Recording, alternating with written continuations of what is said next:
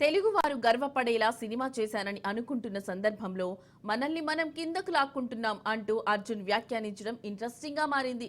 అది నేరుగా రేవంత్ చర్యను, ప్రభుత్వ చర్యను ప్రశ్నించినట్టే ఉంటుందన్నారు.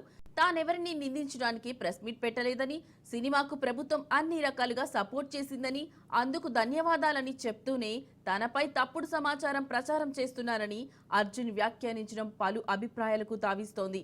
తన వ్యక్తిత్వాన్ని హననం చేస్తున్నారని, 22 ఏళ్లుగా కష్టపడి సాధించిన నమ్మకం, గౌరవం ఒక్క రాత్రిలో పోగొట్టారని, అందుకు బాధగా ఉందని చెప్పడం కూడా ఆసక్తికరంగా మారింది.